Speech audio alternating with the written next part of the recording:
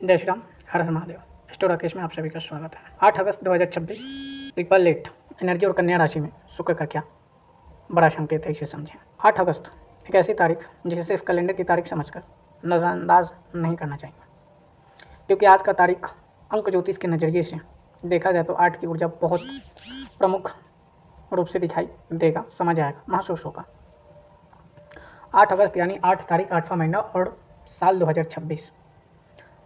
इसमें सबसे खास बात यह है कि 8 का संबंध अंक ज्योतिष में शनि को माना गया है और 2026 ये साल सूर्य का है। तो वैसे ही सभी किसी के लाइफ में एक चैलेंज सिचुएशन है और संघर्ष सिनेरियो अधिक नजर आएगा। वहीं दूसरी तरफ इस समय शुक्र कन्या राशि में स्थित एक वैदिक ज्योतिष के अनुसार शुक्र नीच स्थिति में कन्या राशि में बैठे हुए हैं। तो सवाल यह है, जब 8 यानी शनि की ऊर्जा इतनी मजबूत हो और दूसरी तरफ शुक्र अपनी नीच राशि में हो, तो इसका असर हमारे प्रेम, रिश्तों, धन और व्यक्तिगत जीवन पर किस तरह का प्रभाव पड़ सकता है, यह समझना चाहिए और थोड़ा गहराई से भी इसे आप संकेत के रूप में समझते हुए आगे चलें, क्योंकि अभी समय 1 मंथ तक शुक्र जो है इस राशि में नीच का रहेंगे। ट्रिपल एट आखिर क्यों चर्चा में है?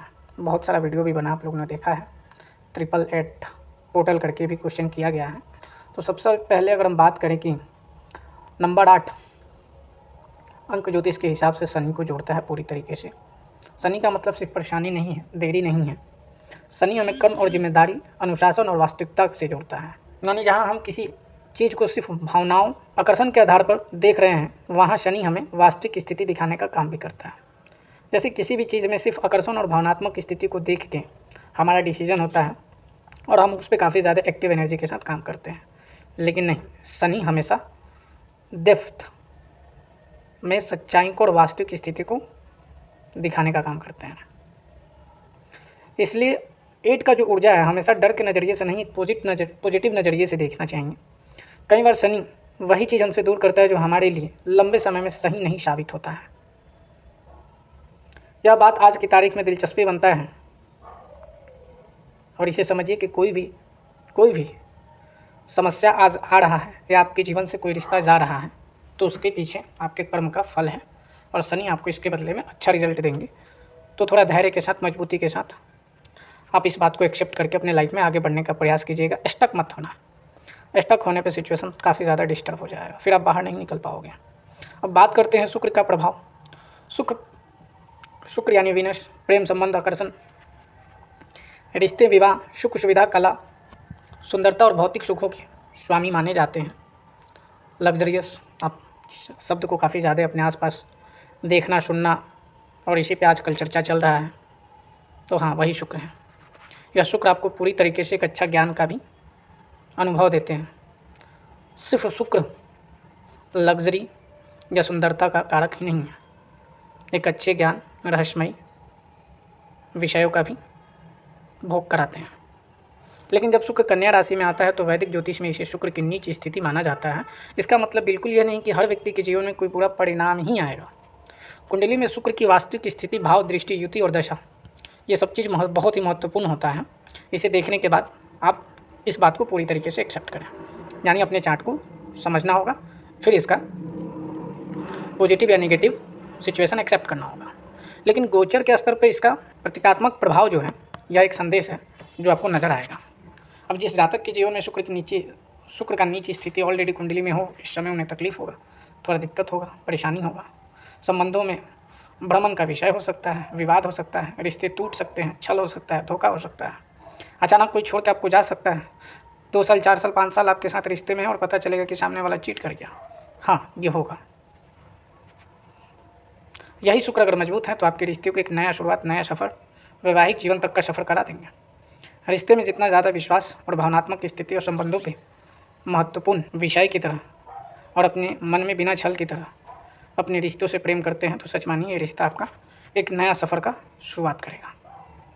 ध्यान में रहें कि भावनाओं से ज़्यादा व्यावहारिकता पे ध्यान दीजिए तो ठीक रहेगा, क्योंकि रिश्ते सिर्फ आकर्षण से नहीं बल्कि कैपेबिलिटी से चलता है और इसे देखना ज़रूरी होता है। अगर दो रिश्ते हैं तो दोनों रिश्तों को ये समझना ज़रूरी होगा।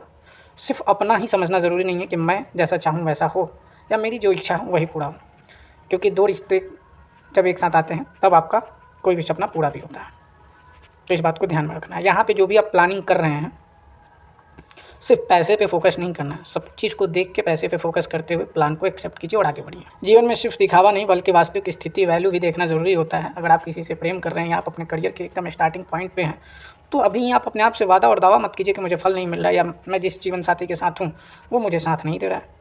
समझिए, धैर्य रखिए, विश्वास रखिए और अपने वैल्यू पे काम कीजिए। जब तक आप में वजन नहीं आएगा तब तक चीज़ें आपके फेवर में नहीं होगा। तो 888 शनि और नीच शुक्र का संयुक्त अगर संकेत की बात करें, साफ साफ शब्दों में इसे समझ लीजिए।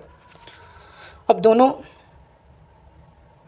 सिचुएशन को अगर एक साथ समझें तो एक तरफ 8 शनि की ऊर्जा कहला सकता है जो सच्चाई को स्वीकार करें, और दूसरी तरफ कन्या राशि शुक्र कहता है कि हर चीज़ को जांचो परखो फिर निर्णय लो।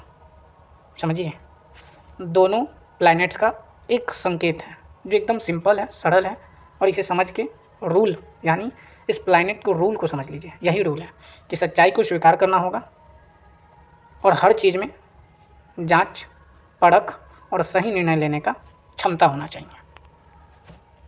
तो इस रूल को अपने लाइफ में लिख लीजिए और फॉलो करिए। इसलिए यह समय कुछ लोगों के लिए रिश्तों की रियलिटी जो होता है ना, वो चेक कर सकता है, और चेक करेगा तो सब कुछ सामने होगा। तो फिर उसे एक्सेप्ट कीजिएगा, पीछे नहीं हटना है, आगे बढ़ना है। अगर कोई रिश्ता मजबूत है, उसमें मैच्योरिटी है और अंडरस्टैंडिंग, समझदारी है, तो और ही अच्छा मजबूत हो सकता है, और ये भविष्य के लिए, हम सफ़र के लिए या वैवाहिक जीवन तक का सफ़र तय करेगा। लेकिन अगर किसी रिश्ते में एट्रैक्शन है,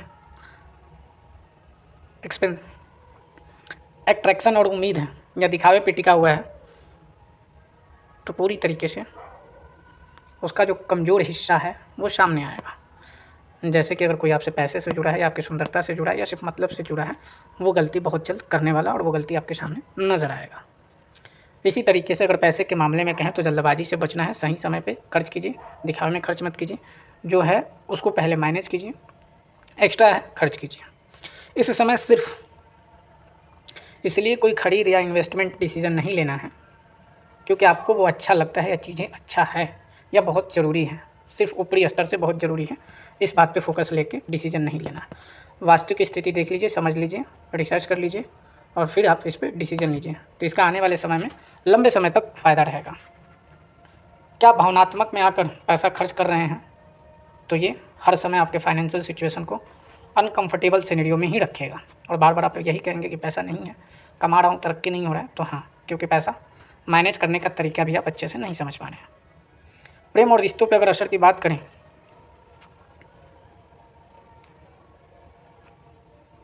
तो लव लाइफ के लिए एक अच्छी एनर्जी, जो भी पुराना रिश्ता लंबे समय से जो व्यक्ति इंतजार कर रहे हैं तो वो वापस आएगा और आपसे कुछ क्लियर करेगा, बातें होगा, ठीक है। यहाँ पे एनर्जी चेंज होगा, एक दूसरे से मिलेगा और वही रिश्ता वापस आएगा जो जेन्युइन तरीके से आपको चाह रहा था, प्रेम था, विश्वास था, उस रिश्ते में मतलब के लिए कोई भी एक्टिविटी नहीं था, वही रिश्ता वापस कनेक्ट होगा। कुछ लोगों को ये भी महसूस हो सकता है कि जिस रिश्ते में वो समझ रहे थे या उसमें कुछ वैसी चीज़ें नहीं दिखाई दे रहा था और आप सडन वन साइडेड डिसीजन लेके चले गए, तो वो वापस रिकनेक्ट होगा और सिनेरियो को बेटर बनाने का कोशिश करेगा। ध्यान रहे, सिर्फ मतलब के लिए ना हो, एट्रैक्शन ना हो, ठीक है। तब